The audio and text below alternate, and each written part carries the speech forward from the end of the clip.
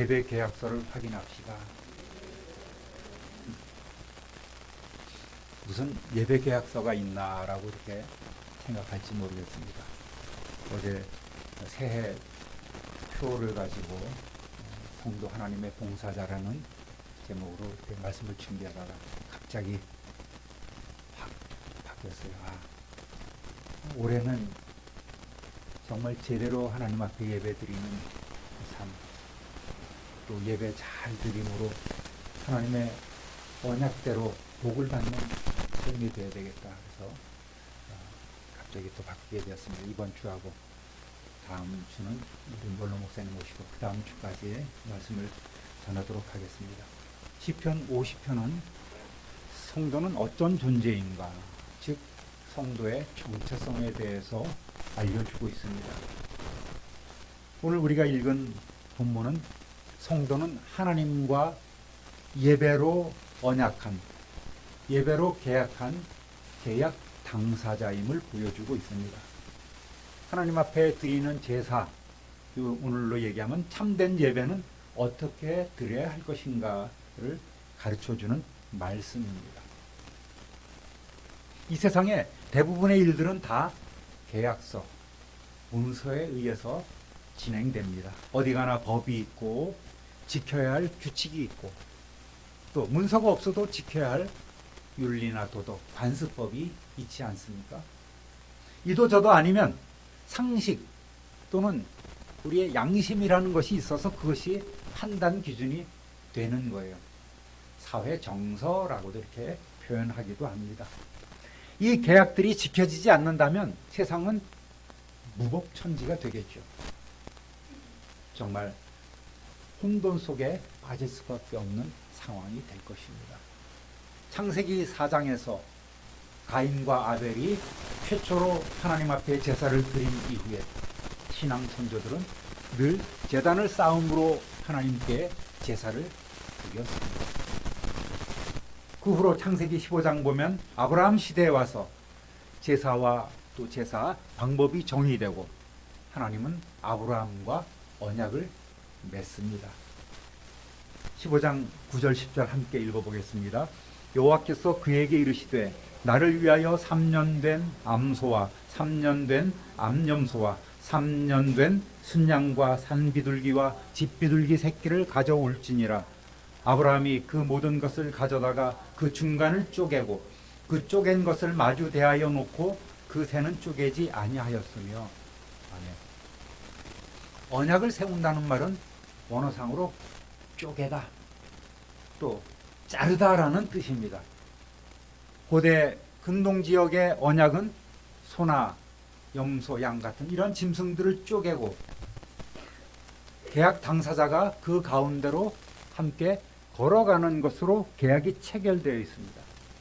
이것은 어느 한편이 언약을 깨뜨릴 때 마치 이 쪼개진 짐승처럼 죽임을 당할 것이라는 것을 상징하는 거예요. 신실하신 하나님은 늘 계약을 자주 파기하는 인생과는 달리 우리와 맺은 언약은 변치 않으시고 반드시 다 이루어 주시지만 하나님은 연약한 아브라함에게 언약의 확실성을 보여주시려고 스스로 이러한 인간적인 의식을 행하여 보여주신 것입니다. 아브라함아, 제물을 준비해서 쪼개라. 그리고 하나님께서는 무엇을 보여주십니까? 15장 17절 18절 읽어보겠습니다. 해가 져서 어두울 때에 연기나는 화로가 보이며 타는 횃불이 쪼긴 고기 사이에 지나더라. 그날에 여호와께서 아브라함과 더불어 언약을 세워 이르시되 내가 이 땅을 애굽 강에서부터 그 큰 강 유브라데까지 네 자손에게 주노니. 아멘. 하나님께서는 연기나는 화로를 보여주시고 횃불이 쪼갠 고기 사이로 지나가게 함으로써 하나님의 임재를 나타내셨습니다. 그리고 18절에 뭐라고 말씀하십니까? 내가 분명히 너와 언약을 세웠다. 그리고 장차 이 가나안 땅을 내 자손에게 주겠다고 일방적으로 약속하셨습니다. 아브라함과 함께 하나님이 그 쪼갠 고기 사이를 지나간 것이 아니에요. 하나님께서 스스로 횃불로 나타내시면서 그쪽엔 고기 사이로 지나가신 것입니다. 일방적으로 맺어주신 은혜의 계약인 거예요. 내가 이 약속을 지키지 않으면 이쪽엔 고기처럼 내가 망해도 좋다라는 의미를 아브라함에게 직접 일부러 그렇게 보여주신 것입니다. 그러니까 하나님이 아브라함과 맺은 이 언약이라는 것이 얼마나 귀중하고 또 소중한 것인가를 우리는 알 수가 있죠. 따라합니다. 계약서는 항상 유효합니다. 오늘 우리가 조금만 읽었지만 시편 50편 1절부터 6절까지 보면 재판장이신 하나님께서 당신의 성도들을 불러 모으는 내용이 나옵니다. 4절 5절 다시 읽어보겠습니다. 하나님이 자기의 백성을 판결하시려고 위 하늘과 아래 땅에 선포하여 이르시되 나의 성도들을 언약한 이들이니라 하시도다. 아멘. 하나님과 사람 사이에 이런 예배로 맺은 언약이 문제가 생겼어요. 제사로 언약한 백성들이 하나님께 가증한 아무 의미 없는 형식적 제사를 드리고 있다는 말입니다. 언약대로 이스라엘 백성을 애굽에서 이끌어내시고 시내산에서 율법을 주시고 선민으로서 하나님께 온전한 제사를 드리도록 40년 동안 광야에서 교육하시고 또 언약대로 가나안 땅을 주심으로 지금 다윗 왕국을 세우고 이들은 태평성대를 열어가고 있습니다.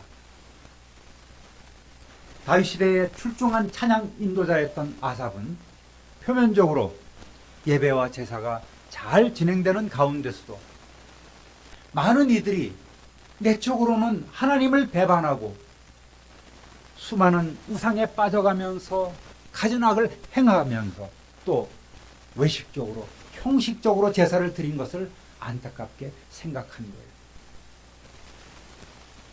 다윗이 하나님을 향한 그 중심이 얼마나 뜨거웠습니까? 그리고 성전을 준비하기 위한 모든 준비를 완벽하게 세워놓았습니다. 설계도까지 다 마련해 놓았습니다. 그리고 그 아들 솔로몬 때에 예루살렘 성전이 세워지지 않습니다. 그러니까 다윗과 솔로몬 시대의 예배는 나무랄 데 없는 흠없는 정말 완전한 예배를 하나님 앞에 늘 드렸습니다. 넘치도록 드리는 시대였던 거예요. 그럼에도 불구하고 이 아삽이라는 찬양대장은 이렇게 하나님의 말씀을 받아서 감동으로 사람들에게 경고의 말씀을 전하고 있는 것입니다. 16절에서 20절까지 세번역 성경으로 한번 읽어보겠습니다. 하나님께서 악인들에게 말씀하신다. 너희는 어찌하여 감히 내 법도를 전파하며 내 언약의 말을 감히 너희 입에서 읊조리느냐. 너희는 내 교훈을 역겨워하고 나의 말을 귓전으로 흘리고 말았다. 도둑을 만나면 곧 그와 친구가 되고 간음하는 자를 만나면 곧 그와 한 패거리가 되었다. 입으로 악을 꾸며내고 혀로는 거짓을 지어내었다. 동기간의 허물을 들추어내어 말하고 한 어머니에게서 태어난 동기들을 비방하였다. 아멘.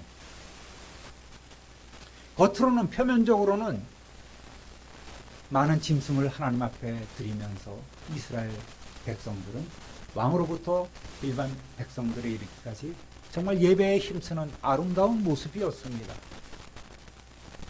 그런데 이들은 내면으로 보면 말로만 하나님, 우리는 하나님 명령하신 대로 예배를 잘 드리고 있습니다. 그렇죠? 아시죠? 그러면서 뒤에서는 엉망진창의 삶을 살아가고 있는 거예요. 그것을 지금 지적하고 있는 것 아니겠습니까? 그래서 하나님은 이 아삽을 통해서 경고의 말씀을 전하고 계신 거예요. 하나님과의 제사 언약, 예배 계약을 지키지 않고 제멋대로 해석하고 예배를 욕되게 하는 이들을 심판하시려고 하나님께서는 심판장이 되셔서 지금 성도들을 당신의 재판정으로 모으고 있는 것입니다. 호출하는 거예요. 재판정에 출두하라 명령하신 것입니다. 오늘을 사는 성도들도 참 조심해야 합니다. 겉으로는 언약대로 매주 또 예배 때마다 꼬박꼬박 하나님 앞에 예배자로서 잘 살아가는 것 같아도 그렇지 않는 사람들이 물론 더 많기는 합니다만 그 중심에 하나님 없이 살아가는 이들이 있다는 말입니다. 입으로는 말씀을 들먹이면서 남보기에 모범적 삶을 살아가는 것 같아도 현실은 그렇지 못한 이들이 상당히 있다는 거예요. 따라합니다. 예배의 진정성이 중요합니다. 6절 7절 읽어보겠습니다. 내 백성들아 내가 말하리라. 이스라엘아 내가 네게 증언하리라. 나는 하나님 곧 네 하나님이로다. 나는 네 재물 때문에 너를 책망하지는 아니하리니 네 번제가 항상 내 앞에 있음이로다. 그래요. 하나님도 인정하고 계시죠. 너희들이 제사 때 빠짐없이 늘 재물을 가져와서 나에게 바치는구나. 내 번제가 항상 끊어지지 않고 내 앞에 있구나. 예루살렘에서 하나님의 명령대로 제사가 잘 이루어지고 있어요. 그래서 그 제물로 인해서 하나님은 책망하지 않겠다고 말씀하십니다. 여러분, 과거에 드린 제사를 오늘에는 우리가 예배로 하나님 앞에 드립니다. 제사에서 빠지지 않아야 되는 것이 무엇이죠? 제사에는 뭐가 있어야 돼요? 제물이 있어야 되는 것 아니겠습니까? 그 당시 제물은 바로 부의 상징이었습니다. 있는 사람은 송아지를 드리기도 했고 보통 양이나 염소를 드립니다. 없는 사람은 값싼 비둘기를 드리고 매우 가난한 사람은 곡식으로도 드렸습니다. 그래도 하나님께는 다 동일한 가치가 있는 거예요. 오늘도 마찬가지입니다. 우리의 예배에 있어서 가장 소중한 것이 무엇이겠습니까? 뭐예요? 예배에는 예물이 있어야 되는 것이죠. 이 일의 소중함을 알아서 성도님들이 교회에 예배드리러 오실 때는 형편에 맞게 또 감사함으로 예물을 정성껏 준비합니다. 과부에 두랬던 두 푼 헌금을 기쁘게 보시고 칭찬하셨던 주님이십니다. 액수가 결코 중요한 것이 아니라는 말이죠. 예물에 우리의 정성과 마음이 담겨 있는가가 중요한 거예요. 그래서 주님은 너희 몸을 산제물로 바치라고 하셨지 않습니까? 로마서 12장 1절 함께 읽어봅니다. 그러므로 형제들아 내가 하나님의 모든 자비하심으로 너희를 권하노니 너희 몸을 하나님이 기뻐하시는 거룩한 산제물로 드리라. 이는 너희가 드릴 영적 예배니라. 우리가 하나님 앞에 금전적으로 드리는 것도 중요해요. 그러나 무엇보다도 우리의 몸을 하나님이 받으실 만한 제물로 드리는 것, 이것이 중요하다는 거예요. 몸을 드린다는 말은 어떤 의미를 갖고 있습니까? 우리의 삶 전체를 온전히 드린다는 말입니다. 쉽겠습니까?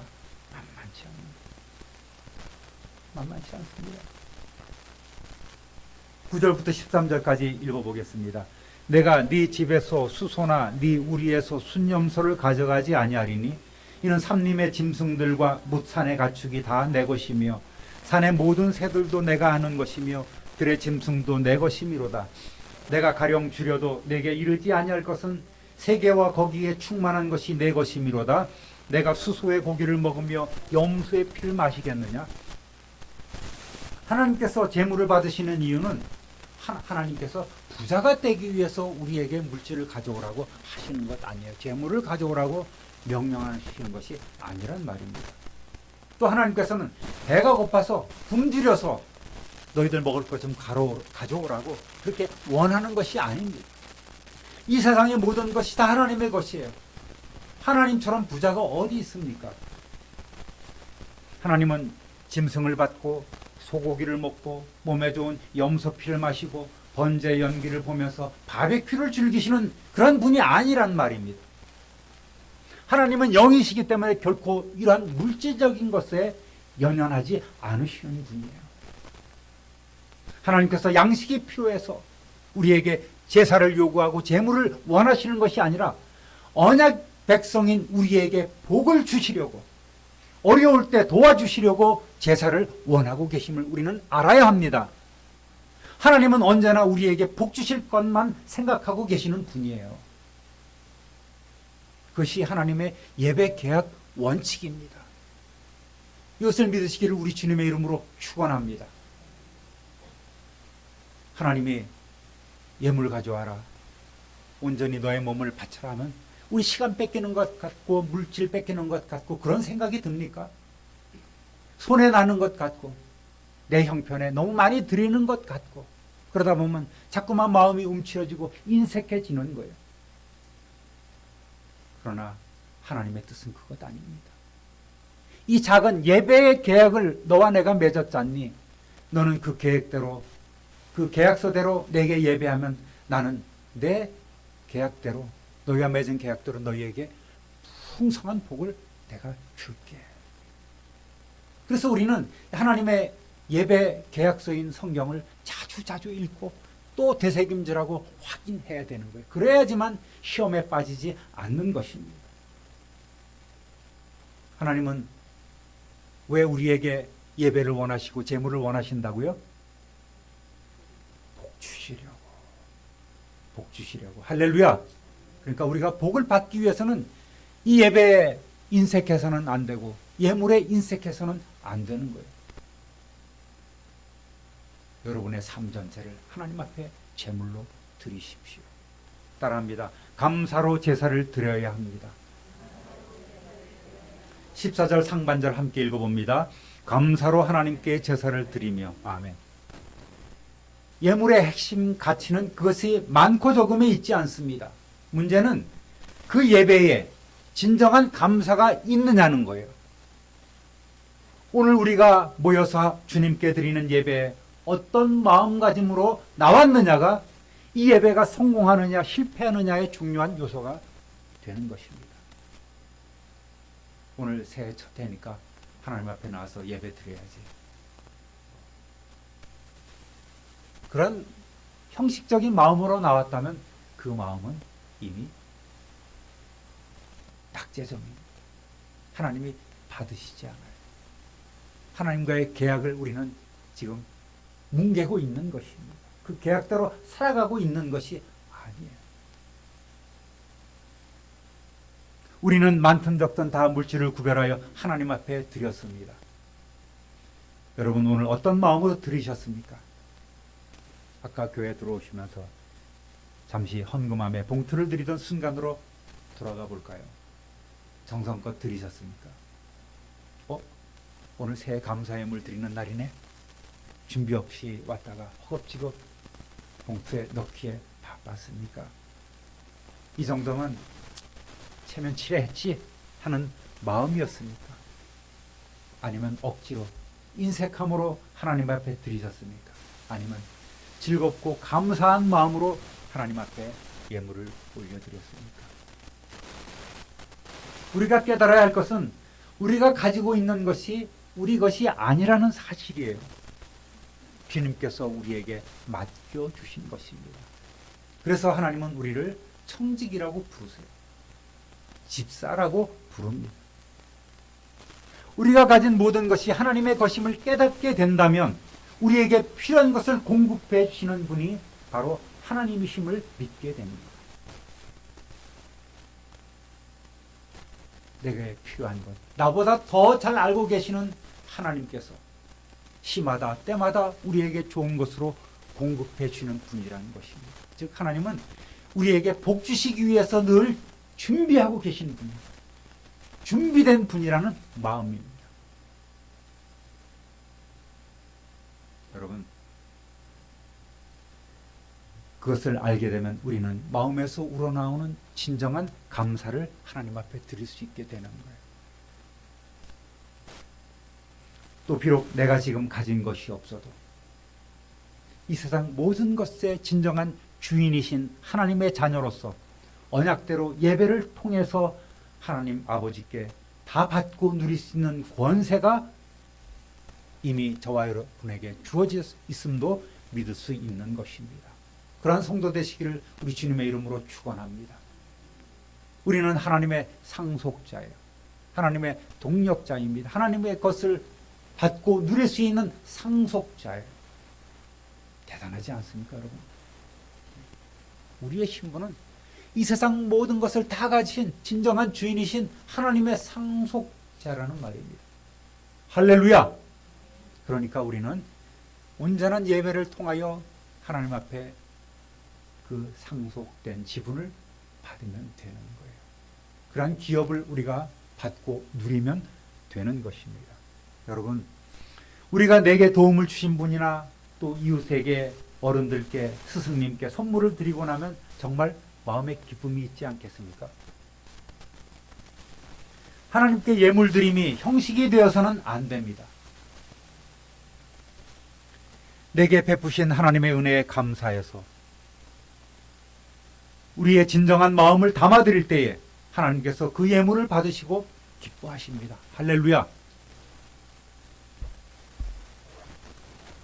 예배가 즐거워지고 이전과는 다른 느낌으로 우리는 예배에 참석할 수 있는 거예요. 하나님께서는 외식적인 예배, 하지 못해서 드리는 형식적인 예배를 결코 원하지 않습니다. 억지로 드리는 예물을 원하지 않으세요. 하나님께서 기뻐 받으시는 예배를 드리기 위해서는 먼저 감사가 전제되어야만 합니다. 감사는 표현하고 행동하는 거예요. 여러분, 올 한 해 정말 하나님 앞에 감사하고 그 감사를 우리의 몸으로 삶으로 표현하고 행동하는 삶이 되시기를 우리 주님의 이름으로 축원합니다. 구주 예수 그리스도의 구원의 은혜를 감사하며 우리와 늘 동행해 주시는 성령으로 예배를 드릴 때에 하나님께서는 기뻐 받아주십니다. 예수님을 믿고 구원받는 자는 참 기쁨이 있는 거예요. 남다른 은혜와 사랑을 체험하고 그것을 이웃에게 전할 수밖에 없습니다. 예배가 즐거워지고 감사와 찬양이 저절로 나옵니다. 구원받은 자에게는 설교가 오늘 내게 주시는 하나님의 말씀으로 받아들여지는 것입니다. 할렐루야. 그것이 성숙된 예배자의 모습이에요. 50편 23절 함께 읽어보겠습니다. 감사하는 마음으로 제물을 바치는 사람이 나에게 영광을 돌리는 사람이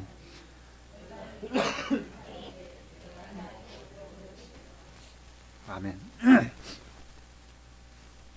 좀 더 확실하게 다가오죠. 세번역 성경이 감사하는 마음으로 제물을 바치는 사람이 감사로 제사 드리는 자가 라는 표현보다도 감사하는 마음으로 제물을 바치는 사람이 그것이 우리 자신이든 내 몸이든 하나님 아니면 정성껏 구별하여 하나님 손에 올려드리는 물질적인 예물이든 간에 그것을 감사하는 마음으로 드리게 되면 그것은 우리가 하나님 앞에 영광을 돌리는 것입니다.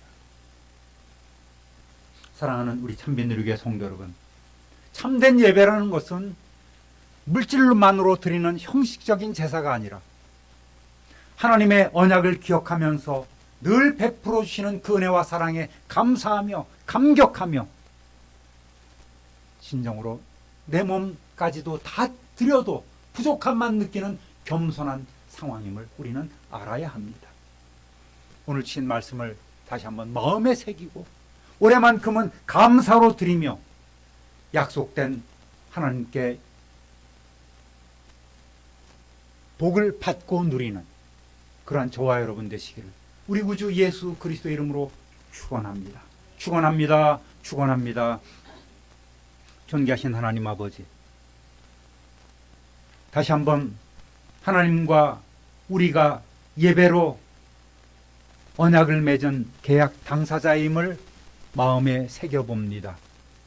늘 하나님의 말씀을 돌아보게 하시고 하나님과 맺은 언약대로 계약대로 내가 온전한 예배를 하나님 앞에 드리는지 온전한 예물을 하나님 앞에 올려드리는지 내 자신이 하나님이 기뻐하시는 산제물이 되어 하나님 앞에 드려지고 있는 삶인지를 확인하게 하시고 하나님 앞에 결코 부족함이 보이지 아니하도록 늘 우리 자신을 즐거이 드리는 헌신자들이 다 되게 하여 주옵소서.